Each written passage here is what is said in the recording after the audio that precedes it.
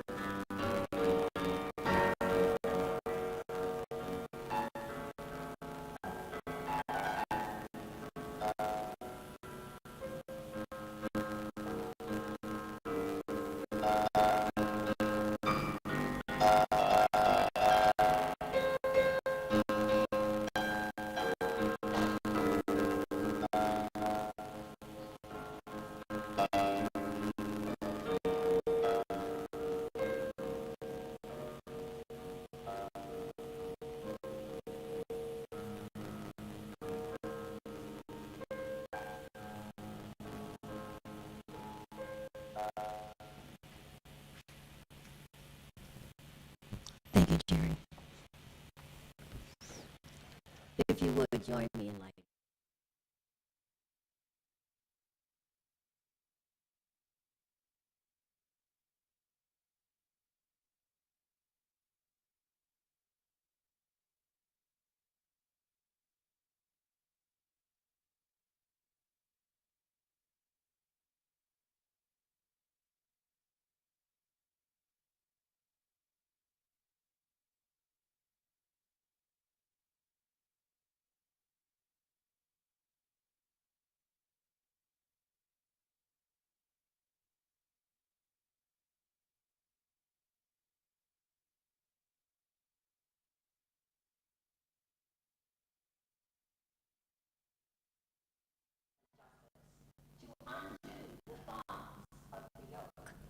To let the oppressed go free and to break every yoke?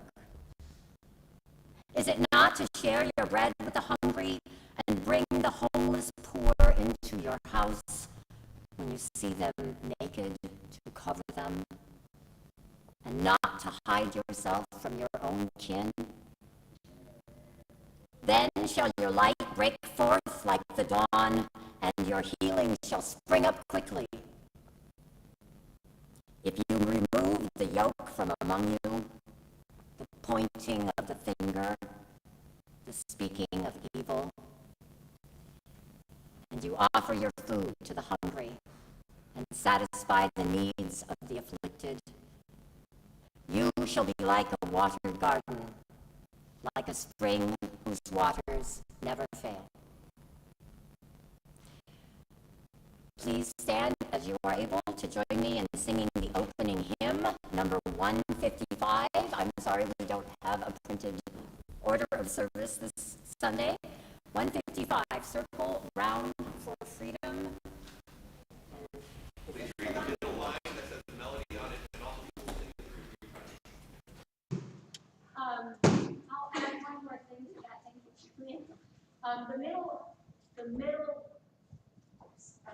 line is the melody, but if you feel moved to sing any of the other parts, please feel free.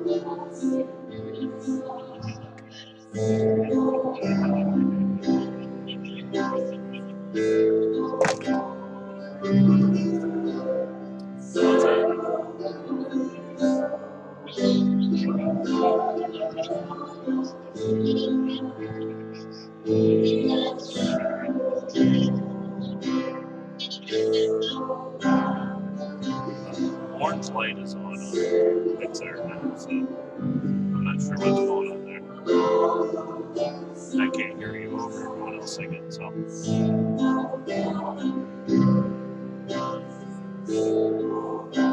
maybe to shut it off longer.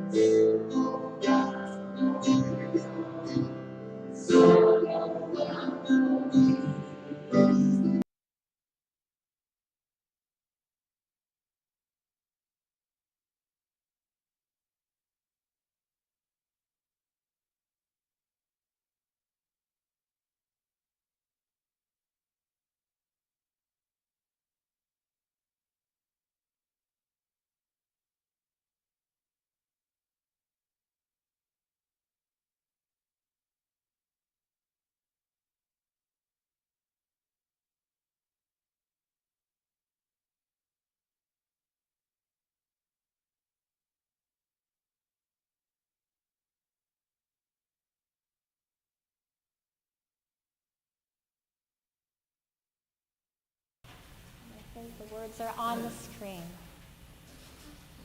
Love is the doctrine of this church. The quest for truth is its sacrament. Service is its prayer. And this is our covenant. To dwell together in peace, to seek the truth in love, and to help one another. Now is the time in the service when we greet our neighbors safely and with great smiles and welcomes. Wave. And say hello. Welcome. Good morning. Good morning. Hi, Dee. Hi, Bob. Hi. Morning.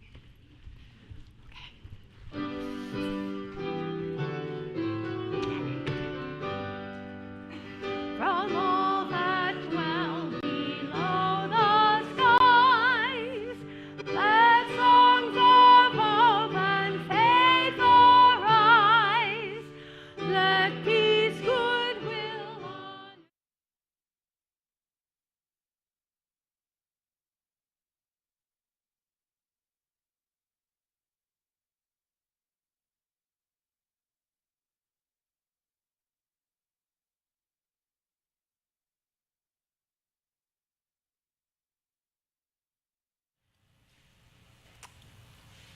The story for all ages today, and I don't know that we have any, no, no, we don't, so that's all right.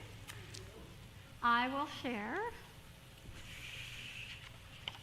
We really miss our main tech crew, and they're not here. Thank you, Carl and Tracy, for filling in.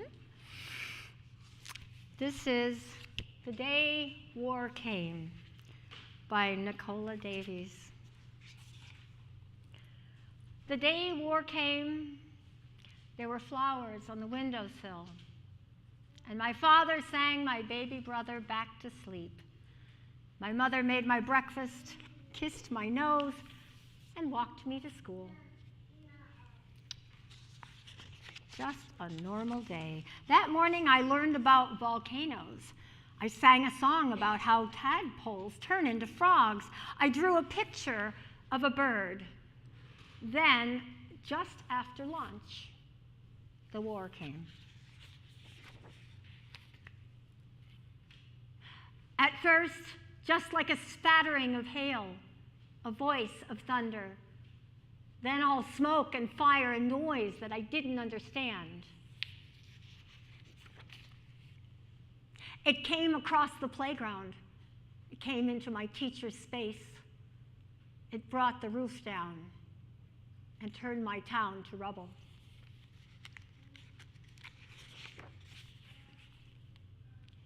I can't say the words that tell you about the blackened hole that had been my home. All I can say is this: war took everything. War took everyone. I was ragged, bloody, all alone.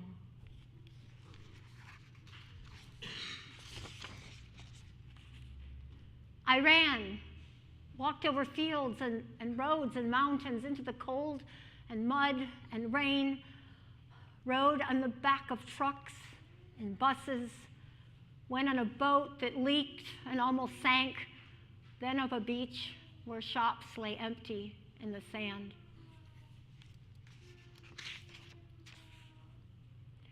I ran until I couldn't run, until I reached a row of huts and found a corner with a dirty blanket and a door that rattled in the wind. But war had followed me. It was underneath my skin, behind my eyes, and in my dreams. It had taken possession of my heart. I walked and walked to try to drive war out of myself, to try to find a place it hadn't reached. But war was in the way that doors shut when I came down the street. It was in the way that people didn't smile and turned away. I came to a school. I looked in through the window. They were learning all about volcanoes and singing and drawing birds. I went inside. My footsteps echoed in the hall. I pushed the door and faces turned towards me, but the teacher didn't smile. She said, "There's no room for you. You see, there's no chair for you to sit on. You have to go away." And then I understood that war had gotten here, too. I turned around and went back to the hut, the corner and the blanket, and crawled inside. It seemed that war had taken all the world and all the people in it. The door banged. I thought it was the wind, but a child's voice spoke. "I brought you this," he said, "so you can come to school." It was a chair. A chair for me to sit on and learn about volcanoes and sing and draw birds and draw the war out of my heart. He smiled and said, "My friends have brought theirs too, so all the children here can come to school." Out of every hut, a child came, and we walked together on a road lined with chairs, pushing back the war with every step.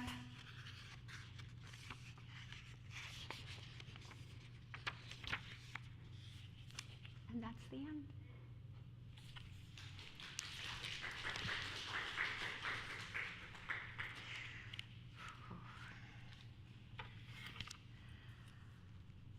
This congregation expresses our greatest joys and deepest sorrows in community. We believe that a joy shared is magnified and a sorrow shared is diminished. We pause, listening to what arises from within our hearts. We will not pass the microphone, so please speak loudly. If you cannot hear, please raise your hand and I will do my best to paraphrase. Are there any joys and sorrows to share this morning?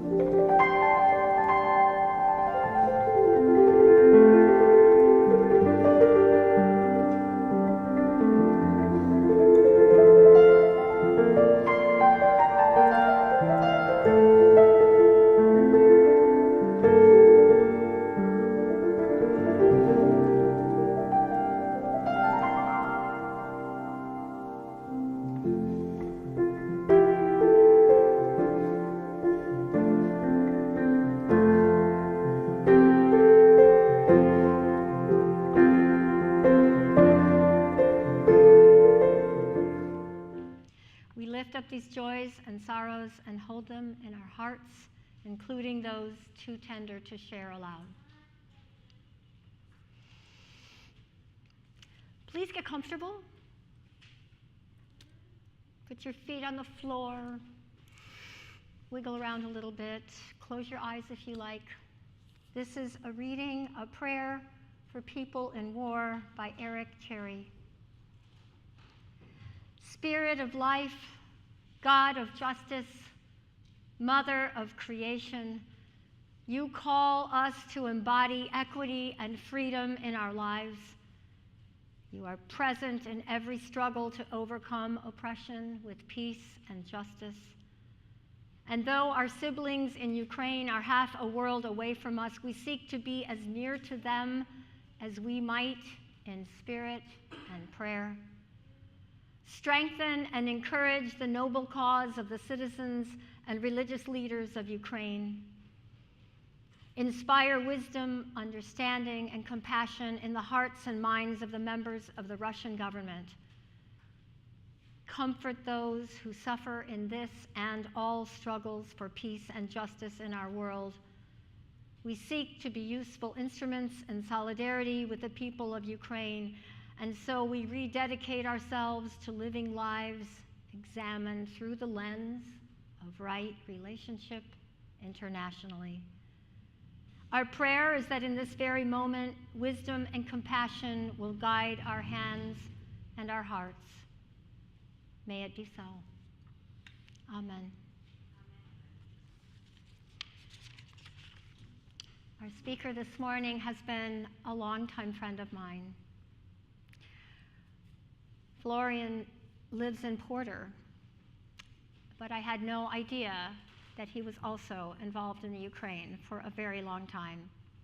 He has been ministering to Ukraine since 1994, leading evangelical events, leadership training, church development, and ministering door to door. Currently leading an effort to place 100 Ukraine families in Indiana and raising funds to feed and shelter the many refugees displaced by the war. Please help me welcome to our pulpit Florian Steciuch.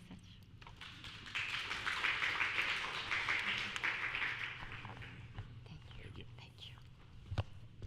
Good morning, everyone.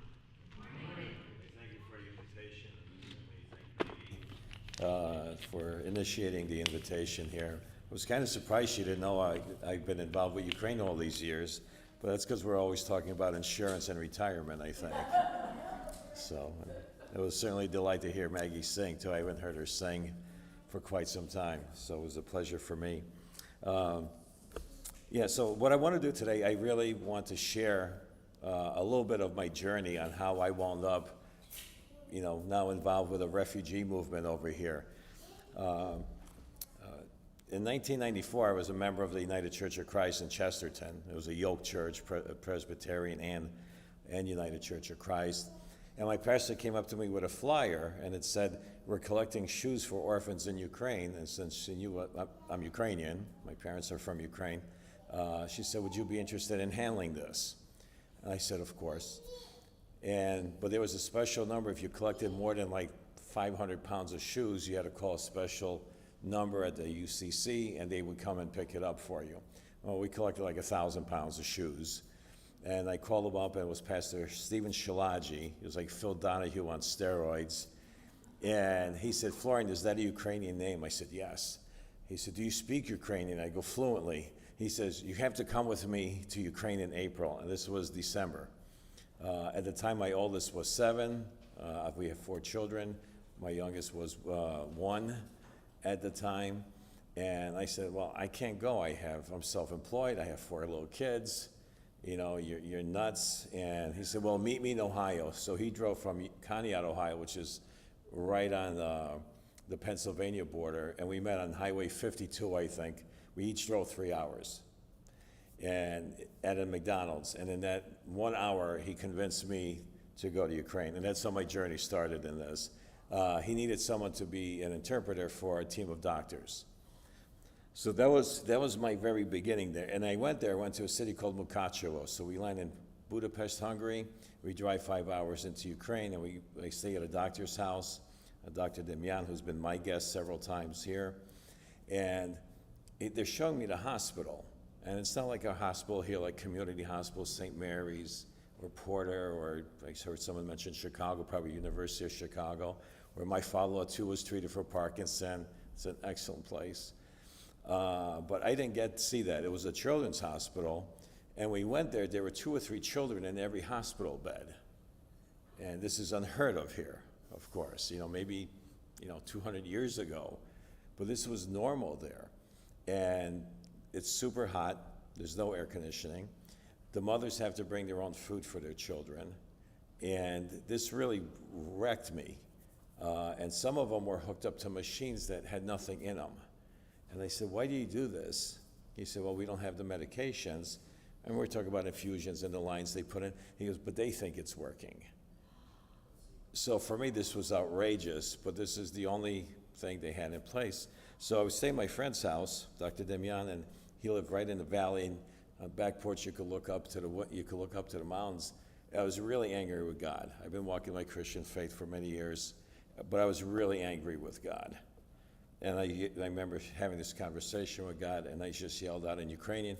I said, why do you let this happen? Say that in Ukrainian. Як ти можеш це дозволити? So how can you permit this? And I just said, and I was quiet. Usually I'm not too patient with an answer. I move ahead and God corrects me. And I heard it, which I'm probably the only one here, right? And but God really answered me. He said, "Why do you think I brought you here?" And that was just wrecked me. That just wrecked me. And I said, wow. I go, what a selfish attitude I had, okay? A selfish attitude that this somehow inconvenienced me or somehow pushed me out of my comfort zone to even see this, where my first thought should have been, what can I do about it? My first thought was, why are you allowing this? What are you doing about it? And it's this saying, what do you want me to do about it? So it was very, very convicting. So not condemnation. God doesn't condemn. He convicts because he wants to move you closer to do something.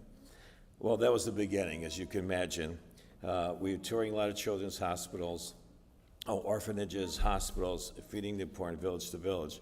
But in 2015, the Lord kind of moved me more to more evangelism. We participated in my previous church in a 2-day event where there were mostly Christian performers. There were all kinds of performers. And over there, we really started getting a movement here of churches that were interested in what these crazy Americans were doing. Why would you travel 5,000 miles to participate in a concert event and hand out, Bible tracts and things like that? But we started really focusing on churches' development and developing leaders. So it doesn't matter what faith you're in. You would agree, we need leaders who have compassion. We need leaders who actually won't point a finger and say, you should get up and do something. They'll do it first, and they'll set the example for everyone. So that's what we've been doing for the last 8 years. Door-to-door, Maggie mentioned, door-to-door ministry, coming with oil, calling out the men there. Some of the men are just lazy, and the women do all the work. We went into one place, it was I'll share this quick story for you, is that we helped financially support a lady who they cut off their electricity. And I went to the house. Her name is Magda. She's in the field. She has a young woman her baby on her breast, and she's raking her yard out, and the husband inside playing video games on his phone. So we had a lot of these call-out sessions because these women really, really work. And that's a pet peeve of mine, seeing men do nothing and then complain. They actually have the gall to complain how their wife looks after a day in the field. It's just so there's a lot of correction, needed there, and that's what we do. We really do that. Well, we do with love and a very stern words sometimes. But this February, my wife and I went to Ukraine. We usually go in the summer and the fall. First time we went in the spring. So February 20th, we came back from Ukraine. We were serving in a variety of ways, orphanage ministry. I was serving with the churches, leading pastoral training. And then I wake up, it's Wednesday night, and CNN, I try to avoid CNN and Fox equally. Don't listen to them because they don't represent the war properly. There's better sources. But they just said bombs flew on Kiev, landed in Kiev, which is the capital of Ukraine. And my wife and I are like, we just came back. Literally 3 days ago, we were there. Okay, and the fact that a lot of the pastors that we know are now in the army, and you see them in camo, and you see them with a rifle on their back and a helmet and a vest, that really rocked me. So my wife and I said, well, we need to do something. So God bless my wife. She's going on Facebook and she sees there's a group of a lot of Ukrainians are going into San Diego through Tijuana. Okay, and there's a refugee camp there. So I packed up my shop for a week. She took a week off of work. We flew to San Diego and Tijuana, and we served at a refugee camp there where they were coming through legally. I mean, they were telling people they were on vacation, but then they migrated to San Diego, but they entered the country legally as asylees. Well, we went there and served there for a little while, and it dawned on me that these people are going to need a place to stay. So that's what I've been involved with pretty much since the beginning of March, is to find housing and host for Ukrainian refugees. There's a program here called Unifying for Ukraine right now, which allows Ukrainians to legally enter the United States without a visa for up to 2 years, and after 1 year they could change their status and apply for residency here. So there is a legal way to do it, and that's what I'm involved with. But I want to tie in a couple of things. Maggie read the scripture passage from Isaiah. And Isaiah is a fascinating book, okay, because the New Testament is really built on a lot on Isaiah. A lot of the quotes, what Jesus quoted Old Testament, he was quoting Isaiah. And Isaiah actually prophesied the coming of the Savior. But in this passage in particular, okay, he actually talks about feeding the poor.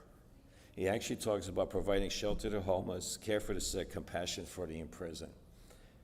And that was 700 years before Jesus was born. Now here comes Jesus, and he's preaching, and I thought it was interesting in Matthew 25, which I want to read to you, that he's preaching, it says he was preaching to the righteous. So he's not going to the guys at the bar, or the guys at the pool hall, or the rich, who are driving around in their fancy cars. He's going to what he calls the righteous. You could call them the churchgoers, okay, the temple goers. And Jesus says these words. He goes, "For I was hungry and gave you something to eat. I was thirsty and you gave me something to drink. I was a stranger and you invited me in. I needed clothes and you clothed me. I was sick and you looked after me. I was in prison and you came to visit me." And I love this. And then the righteous will answer him. They said, "Lord, when did we see you hungry and feed you, or thirsty and give you something to drink. Okay? They're blind. They're indifferent. And that's why they're asking these questions. When did we see a stranger? When did we see you a stranger and invite you in, or need clothes and clothe you? When did we see you sick or in prison and go to visit you? And I could just imagine, the setting. These are all these righteous people, and they got their Bible in their hand, or their whatever scriptures they have in their hand, and they're dressed real nice, okay? And then they're like, I can imagine Jesus' reaction, like, what? And he says, the king will reply, truly I tell you, whatever you did for one of the least of these brothers and sisters of mine, you did for me. And I love the way, I don't know who picked out Isaiah 58. Did you? That was you, Maggie. I figured it was you. Maggie actually picked out the title for the sermon today, too. I gave her one that was like 3 sentences long, I think. And she goes, I'm going to have to shorten this. And I go ahead, Maggie. But it's a warning. Jesus gives a warning that not to be indifferent, as many people are today. I watch the news with a great more anticipation and anxiety and tears than probably most people do, because I know a lot of these places. My friends will text me, and they said, it's not a good time to talk, the sirens are going off. Or we had to leave our home for a little while. So many of us are concerned about getting ahead instead of stewarding what God already gave us. So I love this passage, Isaiah and Matthew 25, just come together so beautifully. So now let's go forward a little bit. Today is day 137 of the Russian attack on Ukraine. And I won't call it a war because it was unprovoked. Ukraine was not attacking or anything like that. Putin thought the war would be over in a week. He thought the Ukrainians were welcoming because they're all Slavic brothers and everything else. That didn't happen. It's a horrible miscalculation on Putin's part. He also miscalculated the global support because a lot of European countries are sending arms, okay? But I did want to say there's a lot of atrocities that you don't hear about. There was one in Bucha where they found a mass grave, and there's 450 women and children who were actually bound and shot and executed, execution style. I'm working with a couple pastors from Bucha. We have 2 families coming from Bucha here in the next month or so. There's kidnappings. People are being forced out of towns, the border towns with Russia, and being taken into Russia into labor camps. And Russia right now does control a big part of eastern and southeastern Ukraine. It's about the size of Italy. So everybody knows the map of Italy. Looks like a boot. That's how big that area is. That's either under control or close to being under control. So there's a real urgency there is to help these people. Over 10 million Ukrainians have been displaced. That means they're leaving their homes in eastern Ukraine, southeastern Ukraine, cities like Kherson, Mariupol. You might have heard the steel plant where there were a couple thousand of Ukrainians trapped there. They flattened a city the size of Fort Wayne. Kherson, even Odessa, Slovyansk, and Luhansk now. You could find them on your map when you come home. Pray for those cities individually because they really need prayer. But these people are displaced, and they just pick up their suitcases and go. We just took in a young lady who's 30 years old about 3 weeks ago. When she came, she had a backpack half full of clothes. She had 1 pair of undergarments to change. She's rinsing out her underwear and her bra every night, and we're like, she only has 1 set of underclothes. So people are literally coming with the bags, or just my luggage or a bag on my back. That's literally the way they're coming right now. So they have left everything right now. So right now, I want to just share this, because Maggie didn't give me the 5 yet. Did you, Maggie? That's okay. Yeah. I'm a respecter of time. I'm a time Nazi, actually. I'm bad. But I'm part of a group called Equipping the Church. Our church is V1 Church, actually, where we're meeting right now at the Art Theater every Sunday. So we've been neighbors for 1.5 years. So we rent out the Art Theater. It's kind of weird having church there because you have some crazy band name. And today I think it's like Hell Zululand. And there's 2 giant, Miller beer bottles on either side as you come in. And there's unicorns and stuff on the wall inside the theater. We do the best to cover it. Yeah, I was quite surprised it's such a traditional setting. And ours is just a little different. We have to cover up the beer taps and everything with black cloth. Yeah, so our church is just literally 2 blocks over. But one charity that I'm working through is equipping the church, and I put some of these next to Maggie. I didn't realize how low I was on these, so if you could print a couple. There's a QR code here. If you scan it, you could donate money to it. It's a 501c3 out of Ohio. We do help churches, but these churches go into the, I don't want you to think it's just a church project thing. We actually go into, we support the churches that actually are active in the community, and now especially active with humanitarian relief. We also help churches in India and Togo, but I'm of course in charge of the Ukrainian efforts there.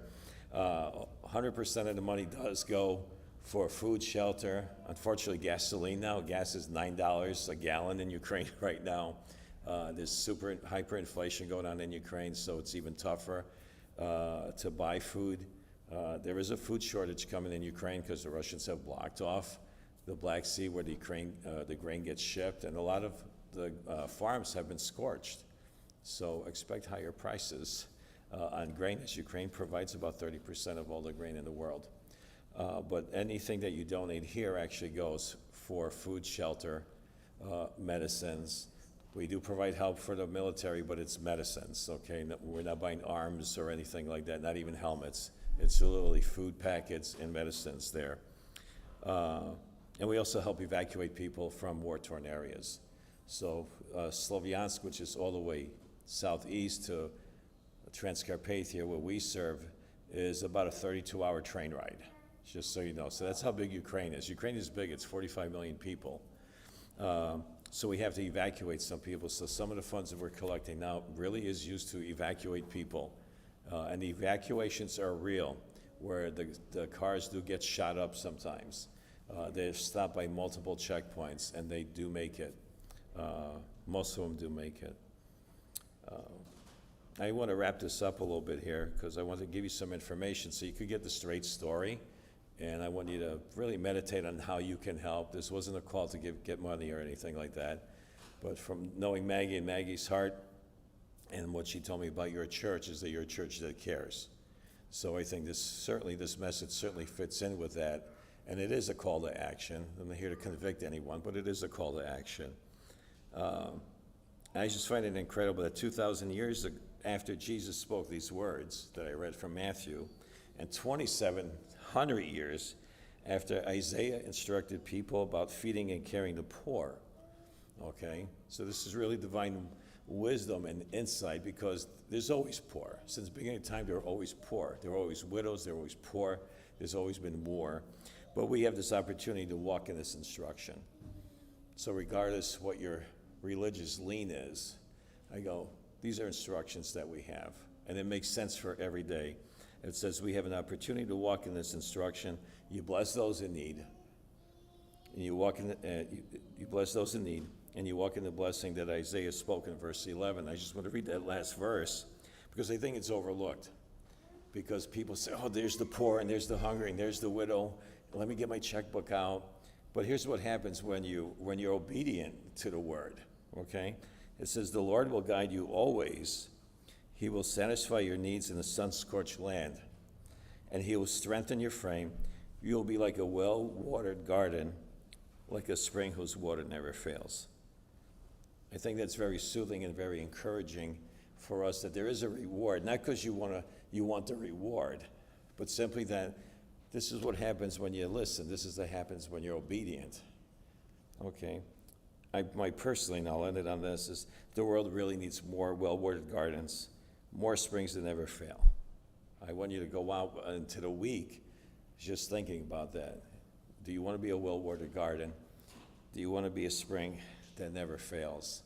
And I think that abundancy that God provides, as you do the right thing, the abundancy really doesn't run out. I could witness that because I'm not doing a whole lot of business right now because I'm on the phone with Ukraine at 3 a.m. and I have to take calls from Americans during the day. Yet it's like there's more money in my business account than I've ever had, and I really don't have a business plan right now. So I want you to walk in that same kind of abundancy and expectation that I have, and one that you certainly should have. All right, thank you.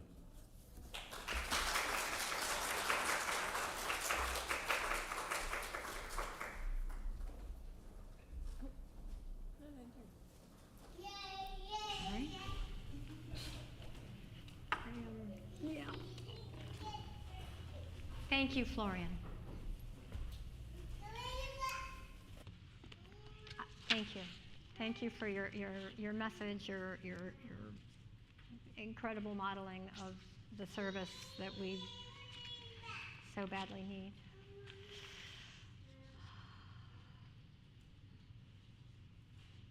Oops, sorry. That's not right.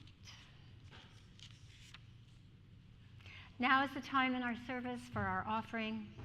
We give to remind ourselves how many gifts we have to offer. We give to remember that we are part of something bigger than ourselves. We give because we believe in music and sacred space. We give with the faith that together we have.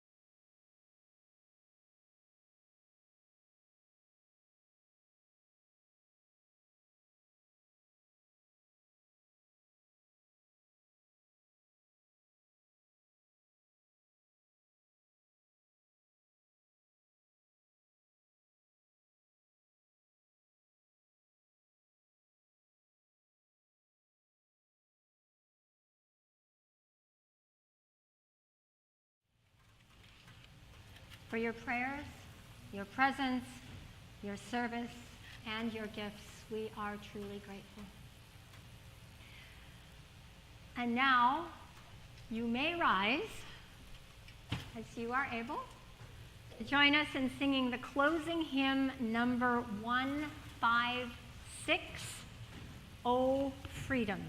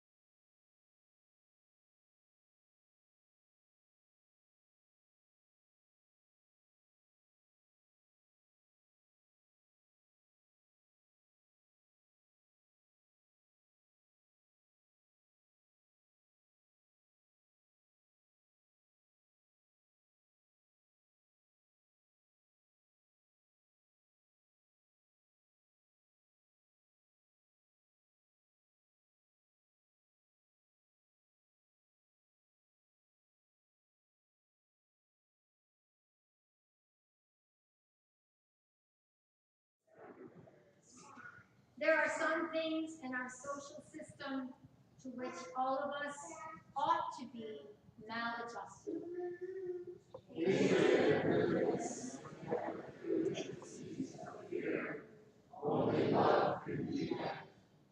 We must evolve for all human conflict a method which rejects revenge, aggression, and retaliation.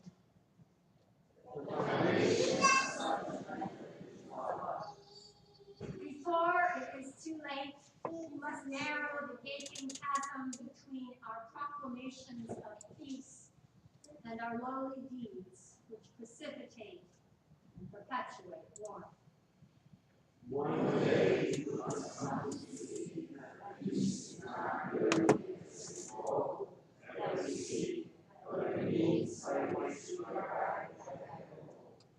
We must pursue peaceful ends through peaceful means.